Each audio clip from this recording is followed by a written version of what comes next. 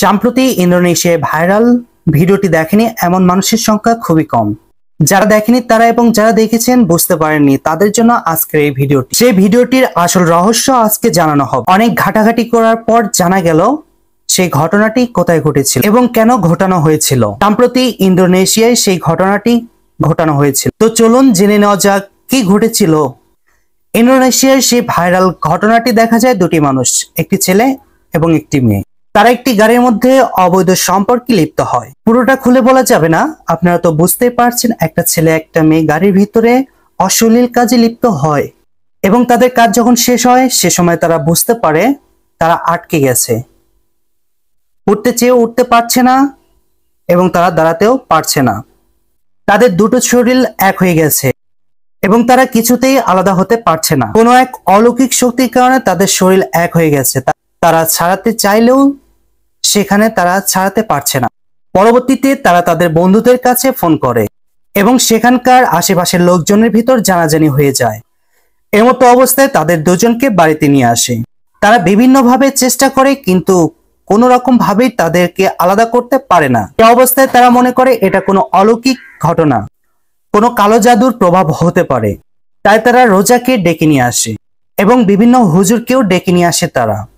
তারা সবাই মিলে শত চেষ্টার পরও তাদেরকে আলাদা করতে পারে না।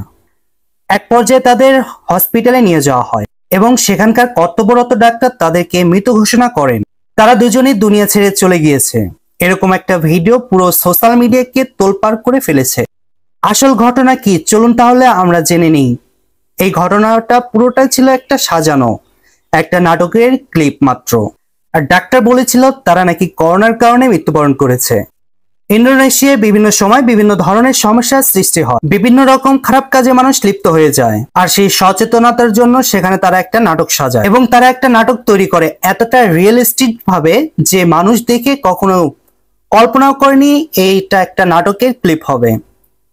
মানুষ দেখা মাত্র বুঝে নিয়েছে যে আসলে এটা অলৌকিক একটা ঘটনা ঘটতে চলেছে এবং এটা দেখে তো সবাই হতভম্ব হয়ে গেছে যে এমন ঘটনা দুনিয়াতেও ঘটতে পারে। এবং সেই নাটক থেকে ইন্দোনেশিয়া বোঝানোর চেষ্টা করেছে যে এমন কিছুই ঘটতে পারে। আর একবার যদি আপনারা খারাপ কাজ অবস্থায় মৃত্যুবরণ করেন তাহলে সরাসরি জাহান্নামে যেতে হবে এবং সেখানে কবরের আযাব থেকে আপনি বাঁচতে পারবেন না। এই ভিডিওটি শুধুমাত্র মানুষকে সচেতন করার জন্য বানানো হয়েছিল, যাতে করে মানুষ খারাপ কাজ থেকে বিরত থাকে। আসলে তাদের ভিডিওটা দেখে মানুষ এটাই ভাবে যে দুটি মানুষ দুনিয়া ছেড়ে চলে গিয়েছে, আর তারা সেটাই বোঝাতে চেয়েছিল আসলে খারাপ কাজ করা ঠিক না। খারাপ কাজ করলে কখনোই পরকালের জান্নাত পাওয়া যাবে না। খারাপ কাজ করা ঠিক না, খারাপ কাজের ফল কখনোই ভালো হয় না। আপনাদের পুরো বিষয়টা জেনে কেমন লাগলো কমেন্টের মাধ্যমে আমাদের জানিয়ে দিন। ধন্যবাদ সবাইকে।